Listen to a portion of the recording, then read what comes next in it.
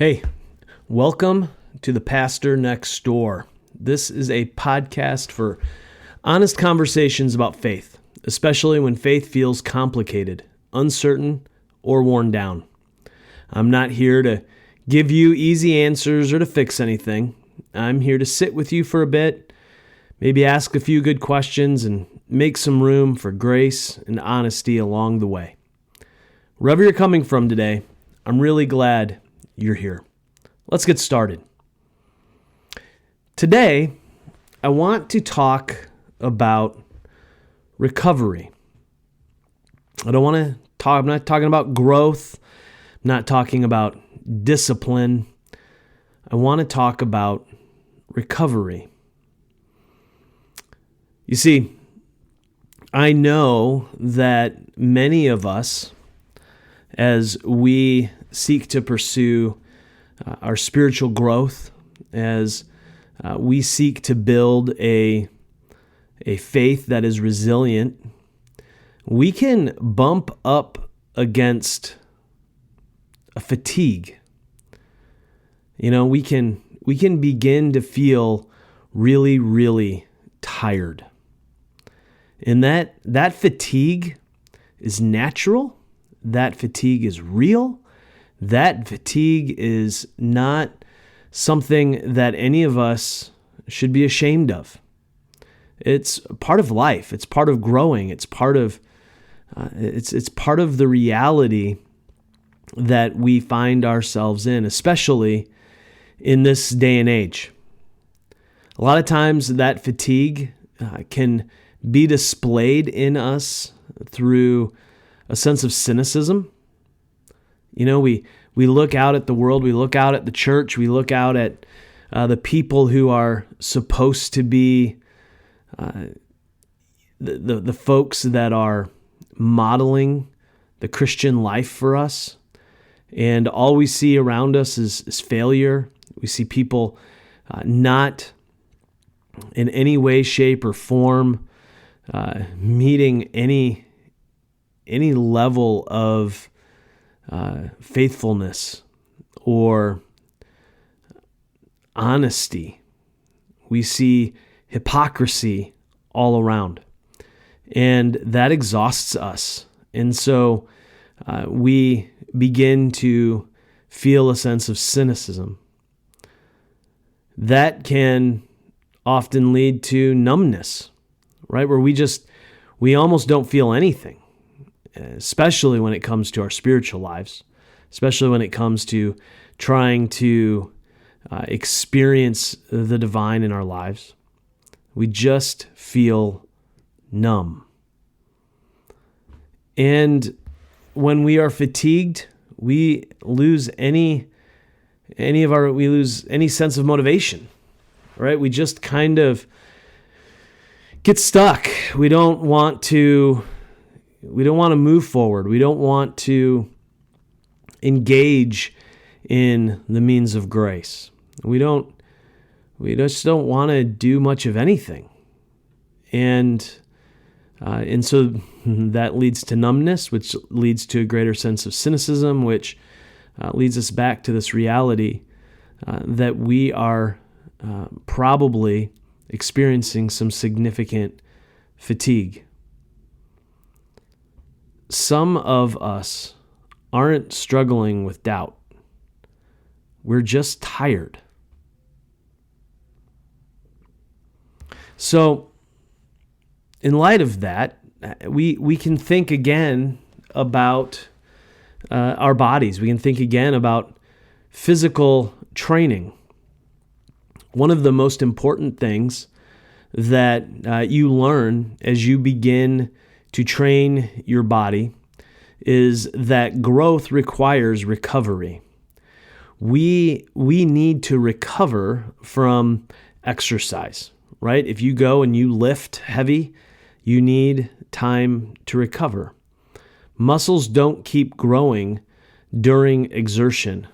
They grow during rest.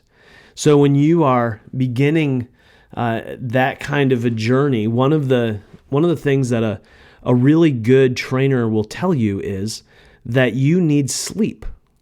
You need to get a good 7 to 8 hours of sleep a night, because that is when your muscles grow. That is when they recover. That is when they are able to do the things that they need to do to grow and get stronger. If you're in a constant state of exertion, if you don't get enough rest, you will not get stronger. You will break down. You will burn out, and you will get injured. Now, the same thing is absolutely true spiritually. We can engage in spiritual overuse, right? And we can be in a constant state of spiritual exertion. So how do you know? How do we know if we're kind of in that vein of things? Well, one thing we can do to check on that is, are we over-functioning in church? Are we doing too much? Are we somebody who never says no, always says yes, and particularly when it's the church? We think, oh, well, I have to say yes to the church. The church needs me. Yeah, the church needs each of us, because each of us are members of the body of Christ. So yes, the church needs us. But the church doesn't need only us. So we need to be mindful of not over-functioning. We need to be mindful of not doing too much. We need to be mindful of our necessity to rest spiritually. So sometimes that means you're not going to volunteer for that thing at church. Sometimes that means you're going to say no. You're going to pass that opportunity on to another member in the body of Christ. And that's okay, because you need rest. Or perhaps you're somebody who is constantly carrying responsibility. You hold all of the spiritual responsibility of things on your shoulders, where you take on everybody's everything. You seek to become all things to all people, in the sense that you are trying to carry everything for everybody. Again, there are times when we are not the ones who are called to carry the responsibility. There are times when we simply need to say no, when we need to rest from carrying the responsibility, where we might need somebody to carry responsibility on our behalf. And that's okay, and that's healthy, and that's good, because once again, while the church needs us, while God needs us, wants us, doesn't need only us. Our friends don't need only us.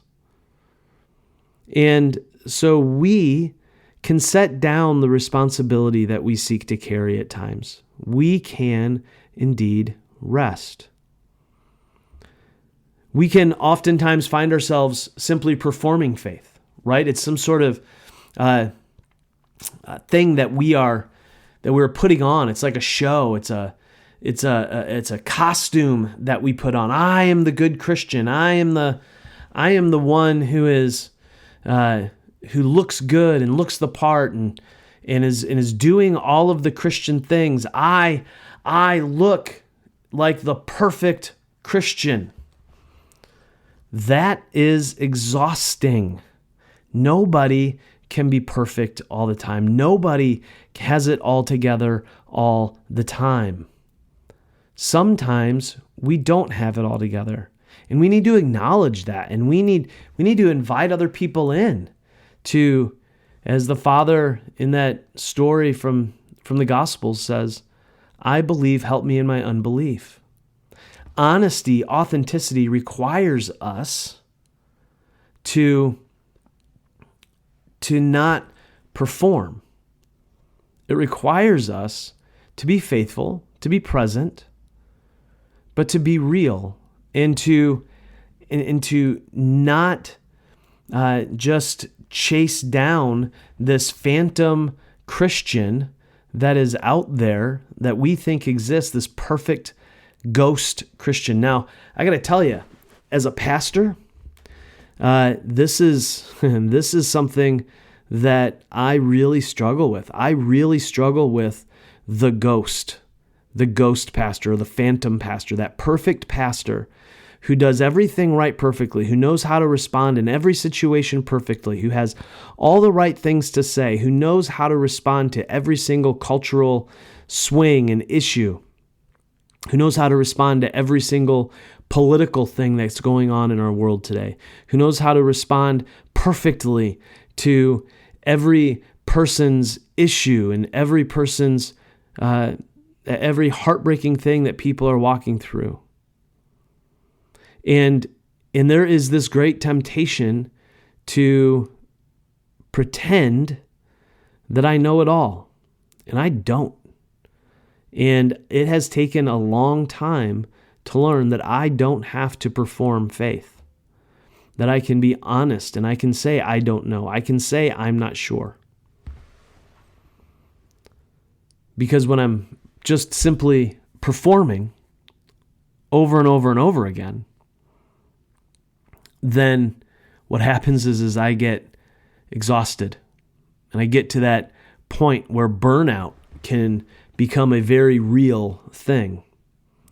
Because if I'm simply trying to perform, I'm not being real, I'm not being authentic, and I am not inviting other people in to my journey.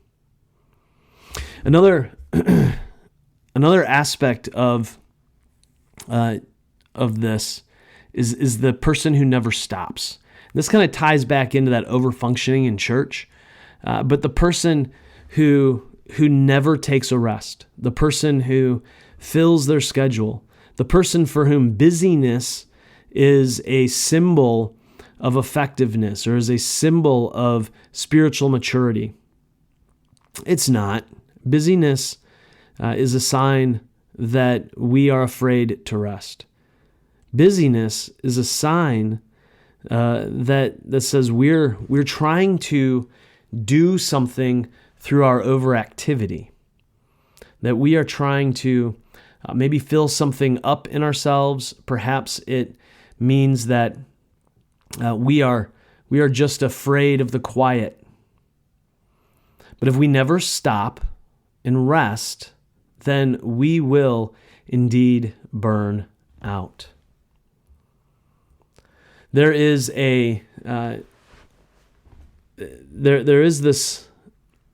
this thing that has developed over the last, 50 years or so in the American church. And it is this belief that burnout is faithfulness. That if you burn out, it means that you were truly and utterly faithful. But that's a masquerade. That's just simply not true. Faithfulness demands rest. Faithfulness is when we can actually trust Jesus when he says, "Come to me, all you that are weary and are carrying heavy burdens, and I will give you rest. Take my yoke upon you and learn from me, for I am gentle and humble in heart, and you will find rest for your souls. For my yoke is easy and my burden is light." If we are masquerading burnout as faithfulness, then we are not taking Jesus at his word in Matthew chapter 11, verses 28 through 30. We are simply doing this spiritual thing as though there is no spiritual realm. We're doing the spiritual thing in a completely and totally materialist manner.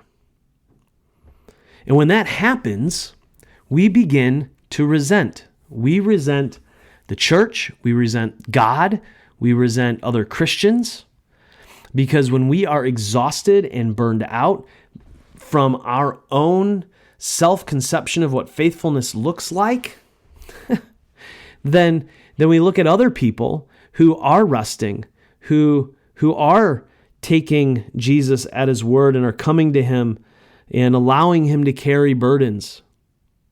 And we resent them. We resent them for being, in our minds, lazy. We resent them for what we would call their lack of faithfulness, even though in reality, they are indeed being faithful.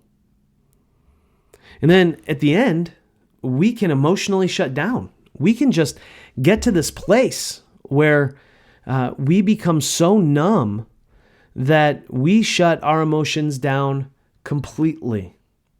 And it's at that point that we really have entered into a state of burnout and utter exhaustion, because we have so disconnected ourselves from the one whose yoke is easy and burden is light. Exhaustion is not a badge of spiritual honor. So, how do we protect ourselves from this? Well, I think we need to lean into Sabbath rest. We need to discover again what it means to practice Sabbath. Okay? So, a couple of things. First, what Sabbath is not. Sabbath is not a reward for finishing work. Sabbath is not something we earn. It's not like, we work and work and work and work, and then we go, oh, I deserve this Sabbath rest. That's not the point of Sabbath. Sabbath is also not a luxury. It's not this thing that is only for a handful of people, that it's some sort of special deal. No, Sabbath is so much more than that. Sabbath is a necessity, not a luxury. So what is Sabbath? Well, first of all, and I think at a fundamental level, Sabbath is a declaration that God is indeed God, that we can trust that God will keep the world spinning without us. Eugene Peterson, one of my heroes of the faith, famously said that those of us that don't practice Sabbath are functional atheists. Right? We don't engage in Sabbath, particularly as pastors, because we don't really believe that God is God. We don't really believe that things will keep going without us, that our little corner of the world is so absolutely dependent on us that we cannot rest. So Sabbath is a practical, clear declaration that we do indeed believe that God is God, and that we can trust that He'll keep the plates spinning, that He will keep the world going, that He is sovereign and good, and that in His providence, everything will continue to work. So that declaration is an act of trust. We can declare it, and we can do the Michael Scott, bankruptcy thing, right? I declare bankruptcy. If we say, I declare that God is God, great, you declared it. But unless we practice Sabbath, then we are not actually entering into the act of trust that Sabbath is. Because again, this is part and parcel of Sabbath. To take Sabbath rest means that we actually, practically, are going to trust God. We are going to trust that the divine being is good and sovereign and providential. We are going to trust that God is going to do what God does, hold all things together.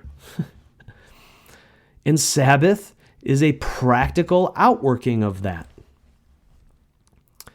Sabbath is also resistance to self-justification, right? So oftentimes we don't really believe in grace. We don't really believe that grace is real, or that grace is being applied to us.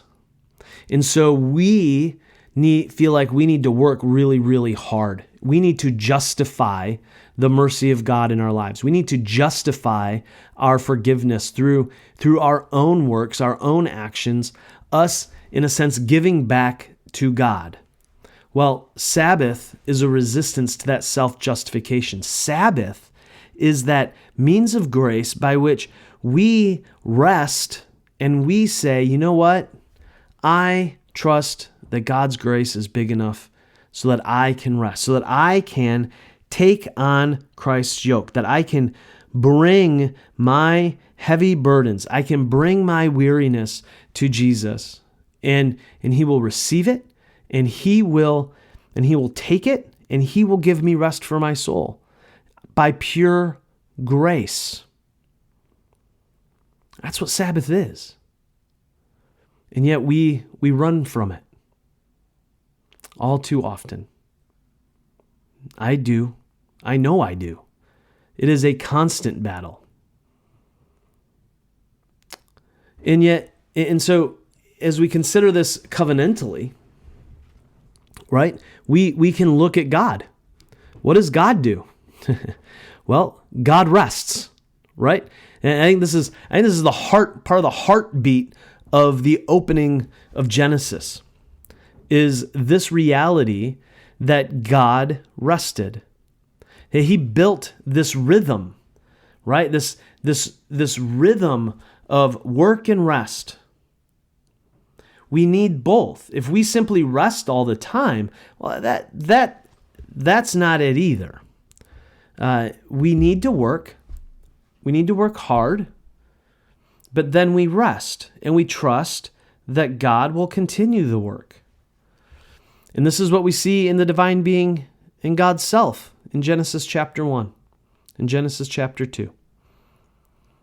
And then God goes so far as actually commanding rest. Right? In the 10 Commandments, we are to honor the Sabbath. Like, we are to rest. We are to model our lives after the life of God. Sometimes we think that the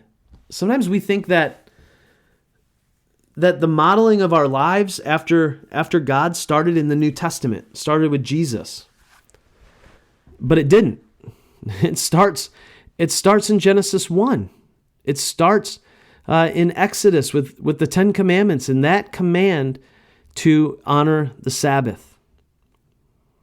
It is part and parcel of us living out of our divine image. It is to rest. Rest is woven right into creation. I mean, goodness, we're in Michigan right now. It is March 11th, 2026 when I'm recording this, and we are moving into spring. We are coming out of a season of rest for the plants, right? The plants all went to sleep. The leaves fell. The trees were barren. The grass turned brown. And you know what's going to happen really soon? You know what's beginning to happen now? My grass is turning green. It's starting to stand up. The leaves, the branches are beginning to bud. It is amazing to see what happens after a season of rest. New growth. If we want to continue growing in our faith, if we want to have a resilient faith, we need rest. Rest is not quitting. Rest is trusting. So, how do we enter into this? Well, we need to move towards emotional honesty when it comes to this question of rest. I was talking with a group of Christians, teaching them, doing some discipleship with them a few years ago. And when we were talking about the necessity of rest, I got the biggest pushback on anything that we talked about. Because rest feels weak. Rest feels soft. Rest doesn't feel very active. Rest feels scary. But we need it.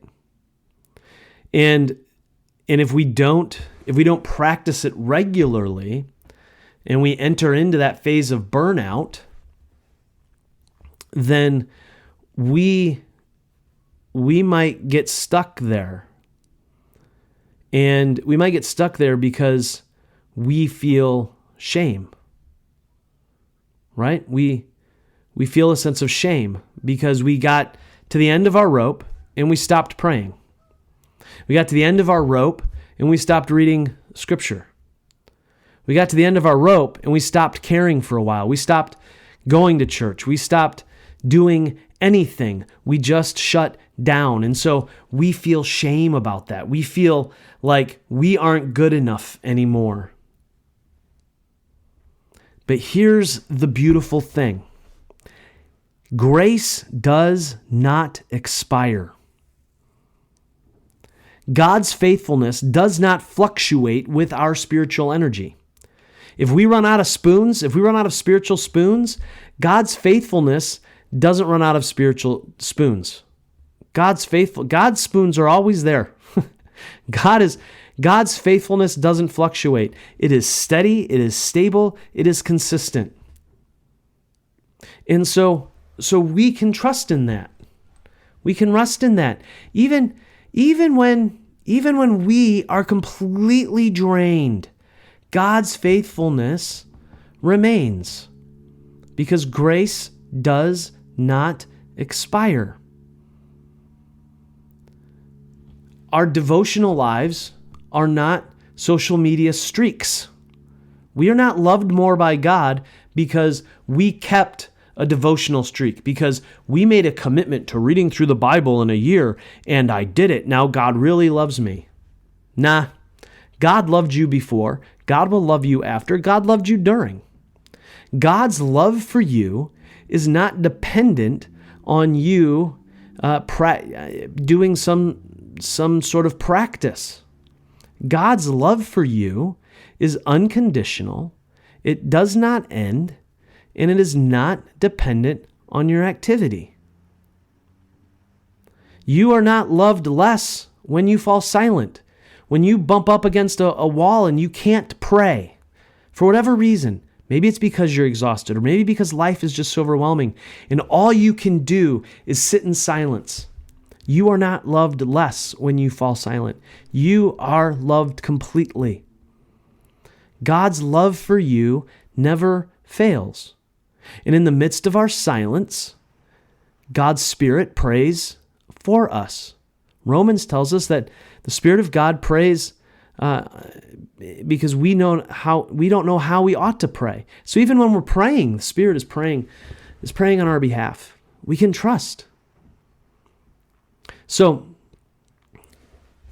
we can rest with the full knowledge and hope, and I would say confidence, that God keeps His covenant when we falter. God's covenant through Christ that brings grace never fails. We might fall short. We will fall short because we're not perfect. But God's grace never falters because God always keeps confident. So maybe you're sitting here and you're listening to this and you're like, okay, great, thanks, Dan. But I'm smoked. I'm done. I'm burnt out. I am absolutely spiritually exhausted. That's okay. There's hope. And in the way that we tap into this hope is by beginning again. And we start small. Beginning again is starting small. It starts quiet. It starts humble. We can just say one honest prayer.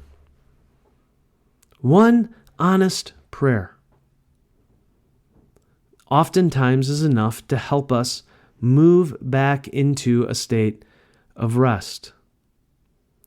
I don't know about you, but sometimes for me, my one honest prayer is, what the heck? What the heck, God? I look around the world and start feeling exhausted, and instead of coming up with some sort of, big pastoral prayer thing in my time of prayer, I often simply pray, What the heck? Or maybe it's sitting down and just reading a psalm.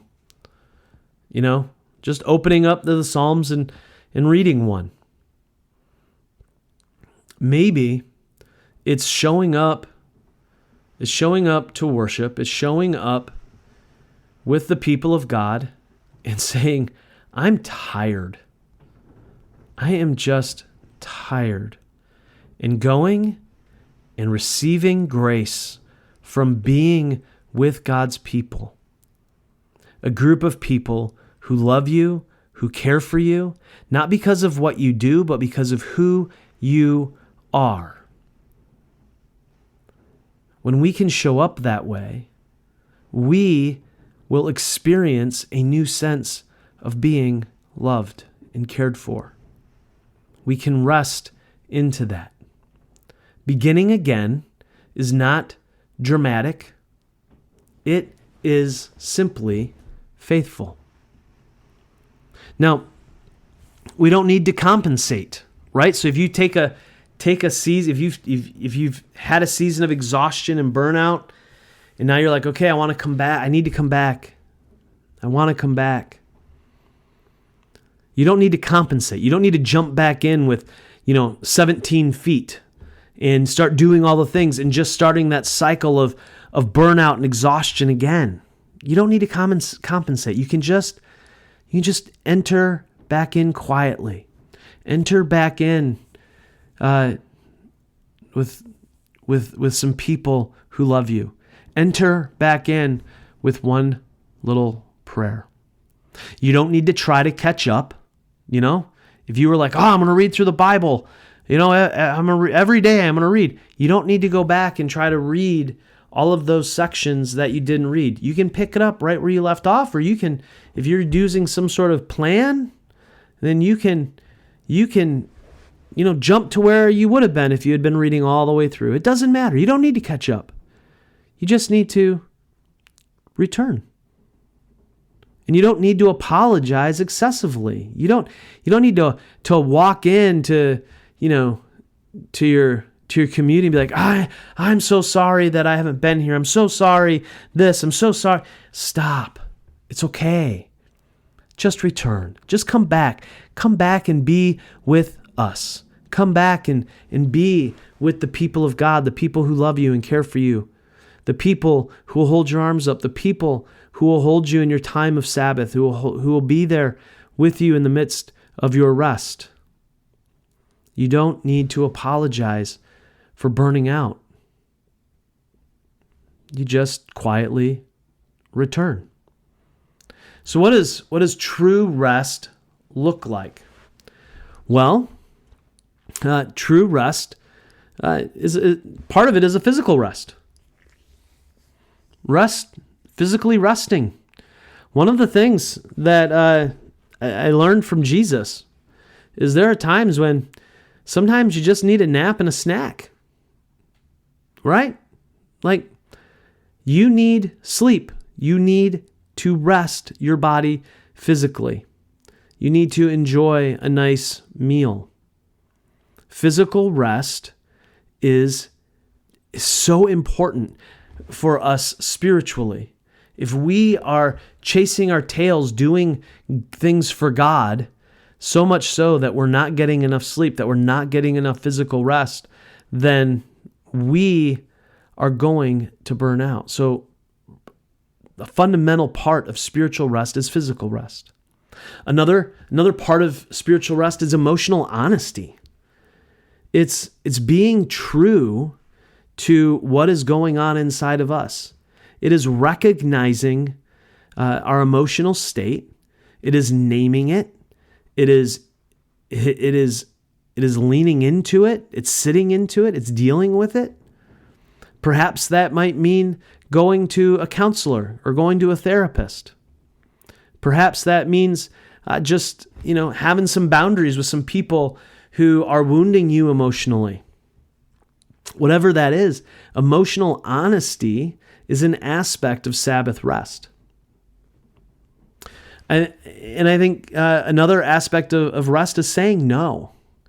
Part of part of creating a space of rest is having the ability to say no to things, to say no to the things that aren't for us to do, that aren't filling us up, that aren't, that aren't our things. As a pastor, I get asked to do a lot of stuff, and it has taken me a long time to figure out that there are certain things that I'm not good at. There are certain things that I'm not called to do, and I need to say no. There are certain things that I am good at. There are certain things that I need to lean into, even if they are hard, because this is what God has given me to do, because this is what I'm skilled at. This is what I have the ability to do, or the capacity to do. And so I lean into those even when they're hard. But other things I need to say no. Otherwise, they will jeopardize my ability to rest. And then I think something that maybe we need to talk more about in our modern day and age is the necessity for digital limits. For us to find rest, we need to get away from the screens. We need to stop the doom scrolling. We need to set it aside and not chase down everything on Facebook or Twitter or Threads. We need to set some digital limits for ourselves, because those things can just absolutely weigh on our hearts and minds and our souls, and they can absolutely suck out of us spiritual vitality and emotional vitality. They can hurt our physical rest. We need digital limits. Rest is not escapism. I want you to hear that again. Rest is not escapism. It is not running from the world. It is not putting your head in the sand. It is not, just pretending like things aren't happening in the world. That's not rest.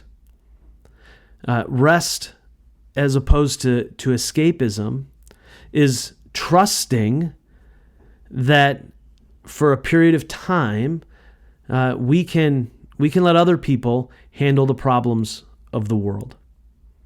We can rest. Rest is not isolation. Sometimes we think that the only way we can rest is if we get by ourselves. Now, to be sure, some of us are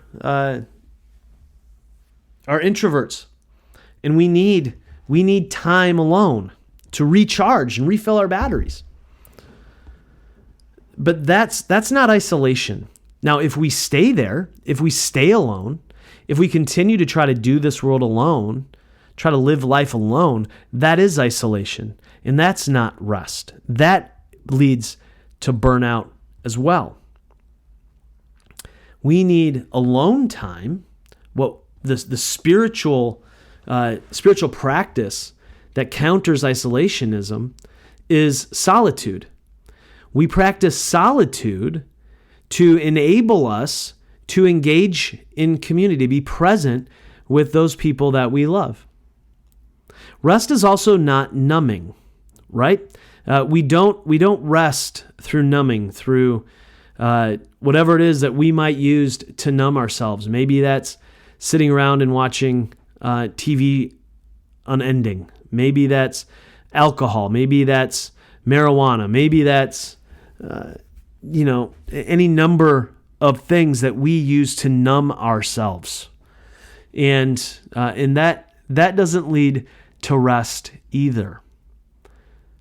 No, we need to remember, true rest is found in emotional honesty. True rest is found through entering into our feelings.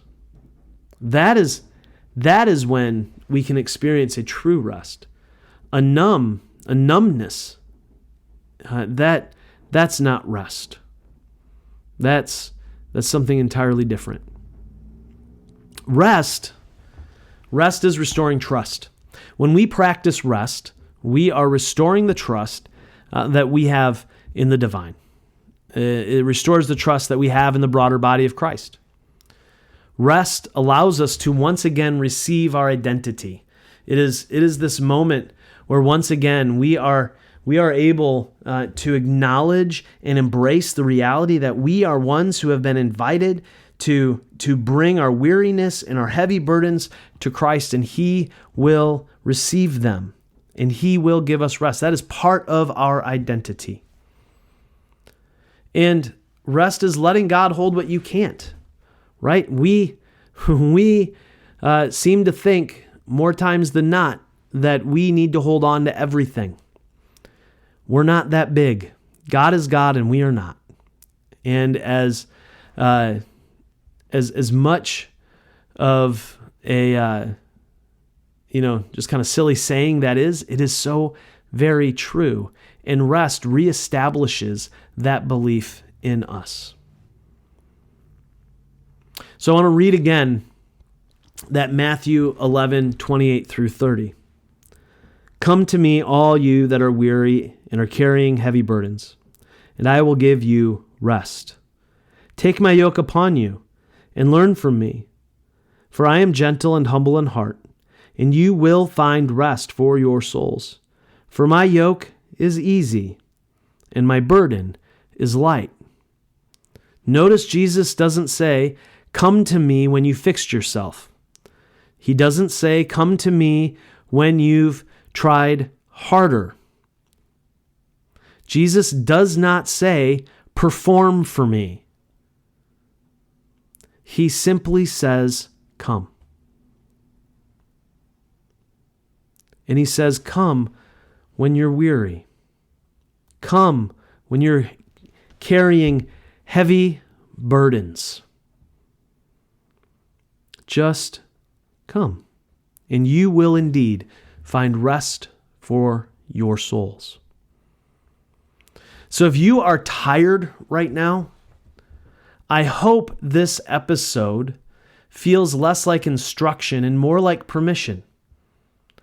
I hope you know that you are allowed to rest. I hope you know that you are allowed to recover. I hope you know that you are allowed to begin again slowly. You are allowed to come to Jesus with your weariness and your heavy burdens, and He will give you rest for your soul. Now, next week, in the final episode of this season, we are going to talk about building a simple rule of life. Not something heavy, but hopefully something sustainable.